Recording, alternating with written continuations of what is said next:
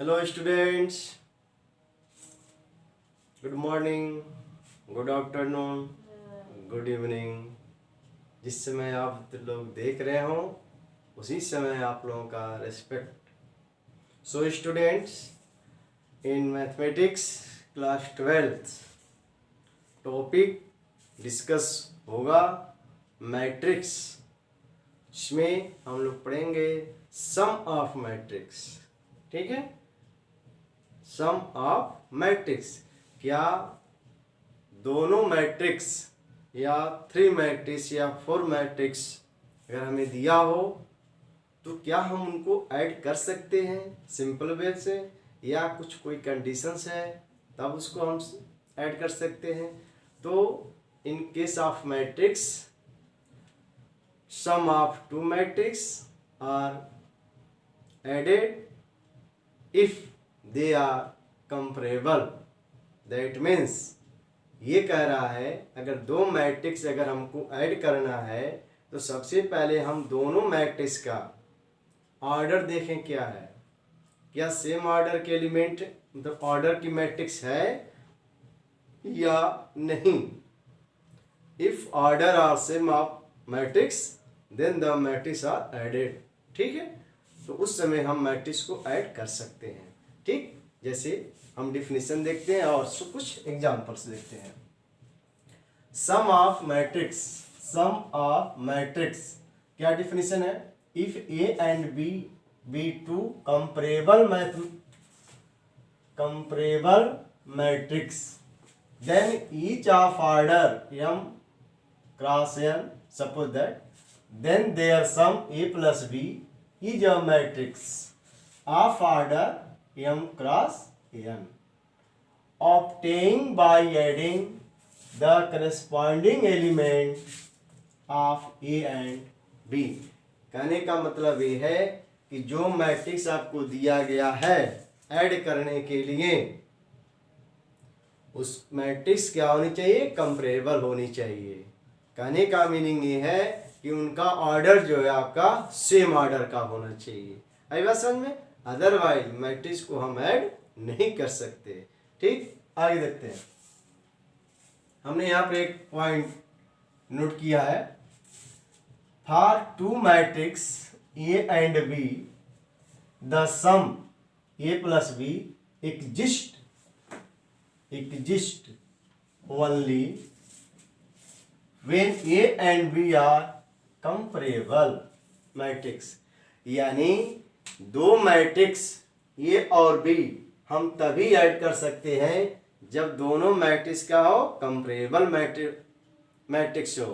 Comparable matrix कहने का meaning है जो मैट्रिक्स है उसका ऑर्डर इक्वल होना चाहिए।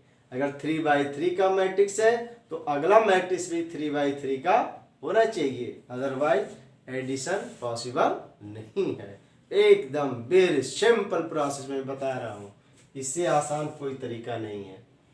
तो देखो, हमने मान लिया कि A and B, A matrix ये है जिसका ऑर्डर 2/2 का है, और एक मैट्रिक्स बी है जिसका ऑर्डर 2/3 है। 2/3 का मतलब क्या? पहले पंक्ति होती ये आपका रो, इसको क्या कहते हैं? इसको हम लोग कहते हैं रो, और इसको क्या कहते हैं? कॉलम। तो कितने कॉलम है? 3 कॉलम है। कितने कॉलम है? How many columns? 1 2 3, 3 कॉलम से, और ये आपका 1 रो और ये आपका 1 रो। कितना हो गया? 1 1 2 रो। यानी ये जो मैट्रिक्स है इसमें रो 2 है और कॉलम कितना है? 3 है। एक 2 और 3 का मैट्रिक्स है। और ये मैट्रिक्स क्या है? 1 रो 1 रो, 2 रो दिया है, यानी इसको एक पंक्ति हो गया और एक पंक्ति ये हो गया, इसको हम लोग कहते हैं। और ये आपका कॉलम है। ठीक है, सी। तो कितने कॉलम का है? 2 कॉलम का है और 2 रो का है, यानी इसका ऑर्डर कितना हो गया? 2/2 का हो गया। और बी का ऑर्डर कितना हो गया? 2/3 का हो गया। क्या हम इस मैट्रिक्स को ऐड कर सकते हैं? नो, नहीं ऐड कर सकते हैं, बिल्कुल नहीं ऐड कर सकते हैं। कंडीशंस लगा है कि ये plus B is not possible because it is not comparable matrix. Matrix comparable नहीं है, इसलिए हम मैट्रिक्स को ऐड नहीं कर सकते। We can not add this matrix because it is not comparable matrix. कहने का मीनिंग ये है कि इस मैट्रिक्स का जितना 2/2 का ऑर्डर है यही मैट्रिक्स इसमें होनी चाहिए ऑर्डर का।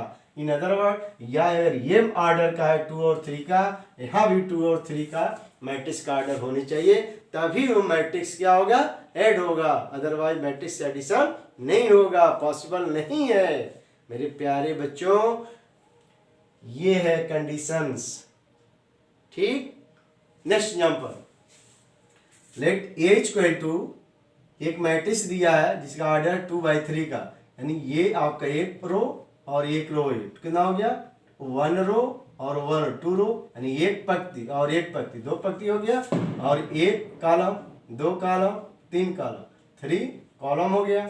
इसमें देखो 1 कॉलम, 2 कॉलम, 3 कॉलम, 1 रो 2 रो, यानी इसमें क्या है, 2/3 का ऑर्डर है और इसमें भी 2/3 का ऑर्डर है। आई बात समझ में आ रहा है? मेरे प्यारे बच्चों, बहुत सिंपल प्रोसेस है, समझने का प्रयास करो।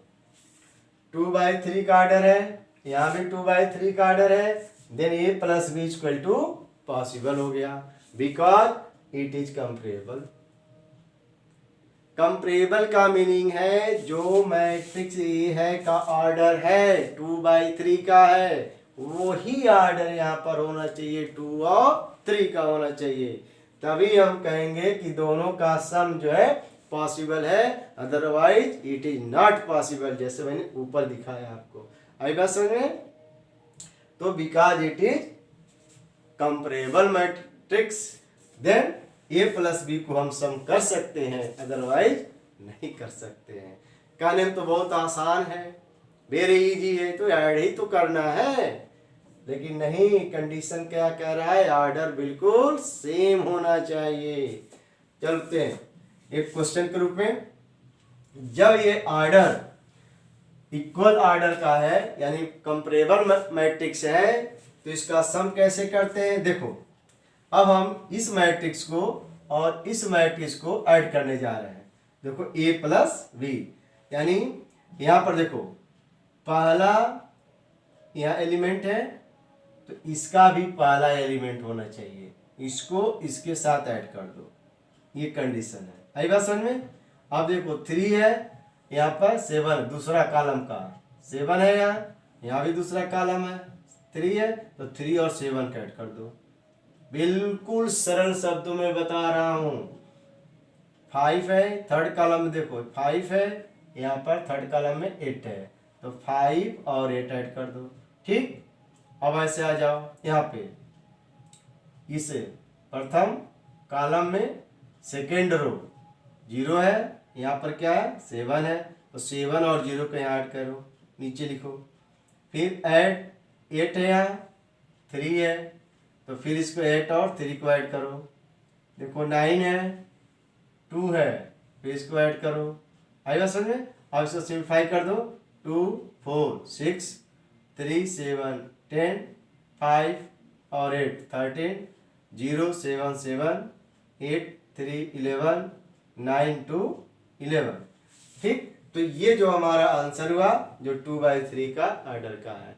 ठीक है, सो स्टूडेंट्स, कोई भी मैट्रिक्स आपको दिया हो और कहा जाए इसको ऐड करो, यानी find the A plus B या A plus B plus C, जितने भी मैट्रिक्स दिए हों, जिस मैट्रिक्स का ऑर्डर एक जैसा मिल रहा है वही मैट्रिक्स का ऑर्डर हम ऐड कर पाएंगे, अदरवाइज नॉट पॉसिबल। ठीक, तो हमने यहाँ पे कुछ चीज़ों को बताया।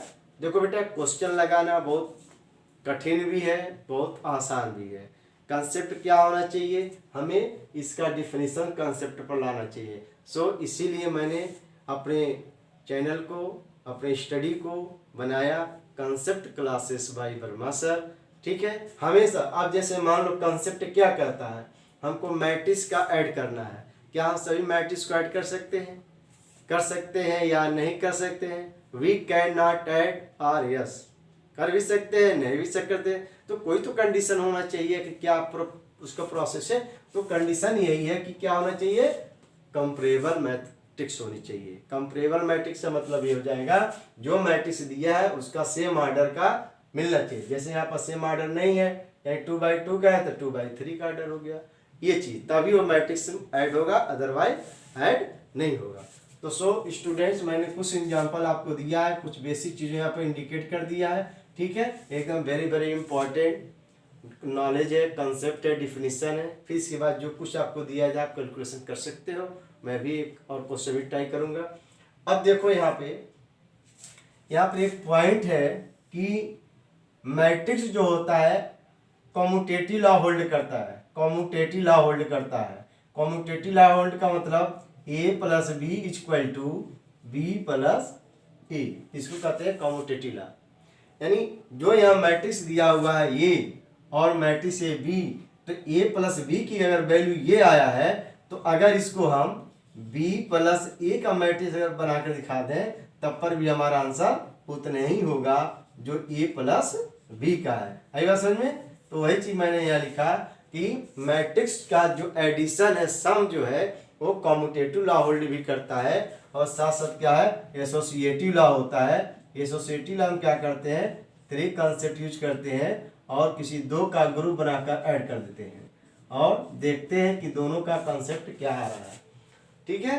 अगर मान लीजिए ये ऑर्डर का है, एक ऑर्डर का है, एक ऑर्डर और कोई अगर मैट्रिक्स हमारे पास है तो हम ए प्लस बी पहले 2 को ऐड करें एक साथ, फिर तीसरे को ऐड कर दें।